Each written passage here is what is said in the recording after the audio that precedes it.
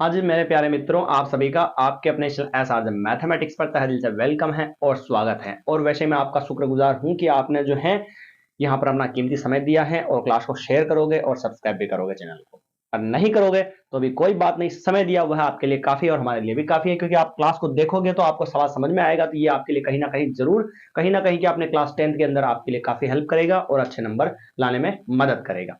चलिए, तो दोस्तों पिछली क्लास जो थी इसकी जस्ट पहले वाली, उसके अंदर मैंने बताया था कि अपन कल्पित विधि पढ़ रहे हैं। कल्पित विधि के बाद में प्रश्न मैंने मिटाया नहीं है, वो का वही लिखा हुआ है। अब पद विचलन या स्टेप वेरिएशन या पद विचलन विधि का उपयोग करके अपन माध्य निकालना सीख रहे हैं, ठीक है ना। क्योंकि वो क्लास लगभग 11-12 मिनट की हो चुकी थी, तो मैंने उसको कट कर दिया और इसी का सेकंड पार्ट जो अपन यहाँ पर कर रहे हैं ना। चलिए, सवाल वो का वही है, मैच कर लेंगे कि दोनों में कैसे मेथड लगता है। और कल्पित माध्य विधि हमने समझ ली थी, अब पद विचलन या स्टेप वेरिएशन की बात कर रहे हैं अपन। तो देखना ध्यान से, सारणी जो थी सवाल के अंदर, इसको अपन ने ऐसा बना लिया लगभग लगभग ध्यान रखना यारों, यहां पर जो माध्य विधि, कल्पित माध्य विधि और पद विचलन विधि के अंदर लास्ट की दो स्टेप चेंज हो जाती है, बाकी जो है वो सेम ही होती है वैसा, है ना। इसको अपन थोड़ा सा समझ लेते हैं कैसे। देखना, यहां तक कोई दिक्कत नहीं है, सवाल था उसको ऐसे बना लिया। फिर हम क्या बनाते हैं, एक्स को सही बनाते हैं या नहीं बनाते दोस्तों? बनाते हैं सर, बिल्कुल। तो ये लीजिए, एक्स को बना लेंगे। फिर आगे और भी चाहिए अभी तो, फिर आगे ये होगा अपना u बराबर x माइनस ए, फिर बटेवा में h, और फिर ये होगा, या लिखे एक बार, चलो लिख देते हैं, d बराबर x माइनस ए, और फिर आएगा u बराबर d बटेवा h, और फिर आएगा, ज्यादा ही सीधी जा रही लाइन है, f ऑफ u, ये जाएगा ऐसे।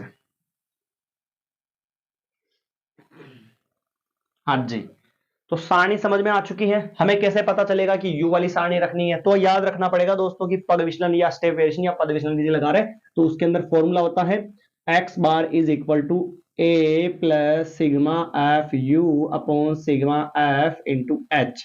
u चाहिए तो u निकालने के लिए फॉर्मूला आपको पता होना चाहिए। क्लियर? यहां तक तो हमने बना लिया। अब आगे x बनाना है, तो x में कोई दिक्कत ही नहीं है। पिछला जो सवाल था मैंने बनाकर आपको बताया था, दोनों को जोड़ के दो का भाग देते जाओ, तो 510, ये 530, ये 550 और ये 570 590।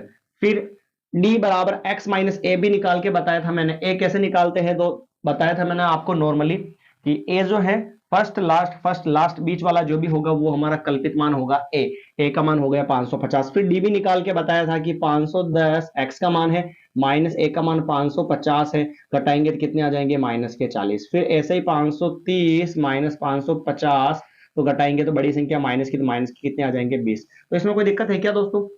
नहीं है ना। चलिए आगे बढ़ते हैं, आगे बढ़ेंगे। 0 आएगा, फिर 20 आएगा, और फिर क्या आएगा, 40 आएगा। कौन समस्या यारों? नहीं है। चलिए, u बराबर डी बाई एच। अब दोस्तों ये h क्या होता है? h जो होता है दोनों के बीच का अंतराल कितना कितना बढ़ रहा है, ये बताओ मुझे।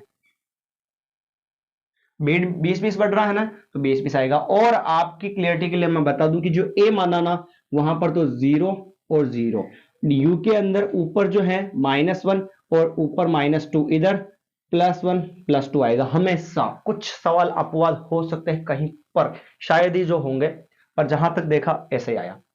अब कैसा है जो बता दूं मैं आपको, पर पहले बता, यहां तक तो आगे पहले कर लिया था पिछले सवाल के अंदर, यहां तक तो अपन ने सॉल्व किया था। नया जुड़ा है u और एफ यू। तो u कैसे निकालते हैं पहले तो बता दिया मैंने आपको, जीरो वाली सीध में 0 0 लिख दो, ऊपर -1 2 लिख दो और नीचे 1 2 लिख दो, कोई दिक्कत नहीं। अगर आगे भी होता तो -1 2 3 4 5 चलता जाता, नीचे भी 1 2 3 4 5 चलता जाता, ऊपर माइनस का नीचे प्लस का हो जाएगा, कोई दिक्कत नहीं है। अब चलिए कैसा आया, तो डी बाई एच, डी का मान कितना है, माइनस का 20 है, डी का मान है -40, माइनस के 40 में h का भाग लगाएंगे तो 20 का भाग, 20 दूनी 40 कितनी बार जाएगा, 2 बार यहां पर जाएगा भाग, या नहीं जाएगा?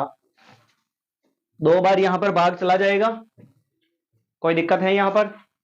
नहीं है, 2 बार भाग चला जाएगा। फिर -20 में 20 का भाग कितनी बार जाएगा, 1 बार। ऐसे ही 20 में 20 का भाग 1 बार, 40 में 20 का भाग 2 बार चला जाएगा, कोई दिक्कत। नहीं है, और वैसे भी इतना लोड लेने वाली बात है भी नहीं, 0 0 आ गया तो यू वाला देके ऊपर -1 2 3 4 करते जाओ, नीचे प्लस के 1 2 3 4 करते जाओ, आंसर अपना आ जाएगा। ठीक है, चलिए अब एफ यू, एफ और यू, यहां पर रहा एफ और ये रहा यू, यानी कि 12 इंटू 2 माइनस के 24, 14 इंटू 1 माइनस का 14 हो जाएगा यहां पर। फिर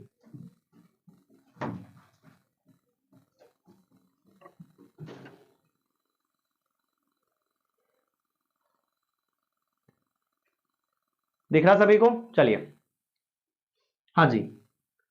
फिर इधर एफ का मान 6 है, इसका मान 1 6 हो गया। फिर 10 इंटू 2 कितना हो गया, 20 हो गया, कोई दिक्कत नहीं है। फिर वापस वो का वही तरीका, माइनस वाली संख्या को साथ में जोड़ लो, दोनों माइनस किया तो चिन्ह माइनस का, और संख्या जुड़ जाएगी तो 20 और 30 और ये हो गया 38, इन दोनों को जोड़ लेवे तो ये हो जाएगा यहां पर 26।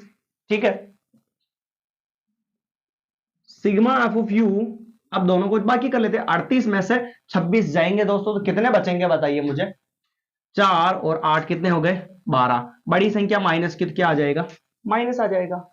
ठीक, इधर सिग्मा एफ की जो पिछले सवाल में ही हमने निकाली थी कितनी आई थी 50, अब रख देते हैं फॉर्मूले में मान, तो देखना ध्यान से, x बार बराबर ए का मान कल्पित मान कितना है 550 है, फिर प्लस सिग्मा एफ यू का मान -12 है, तो यहां पर क्या आ जाएगा माइनस का 12 लिख देते हैं, और बटेवा में सिग्मा एफ का मान कितना है दोस्तों 50 है, ये 50 लिख देते हैं, इनटू एच का मान कितना है 20 है, ये लिख देते हैं सर 20, जीरो से तो जीरो कट गया, एक्स बार बराबर 550 plus into minus minus 12 into 2 हो गए 24 और बटे में 5, वापस लीजिए, वो का वही सवाल बन चुका है यहाँ पर जो अपन ने उस विधि में डी वाले में लगाया था, सेम ये आंसर आ रहा था उसमें भी, एक्स बार बराबर 550 माइनस 5 4 20.8, ये हो गए, एक्स बार घटाएंगे तो आ जाएंगे 545.2, ये अपना हो चुका है पद विचलन विधि से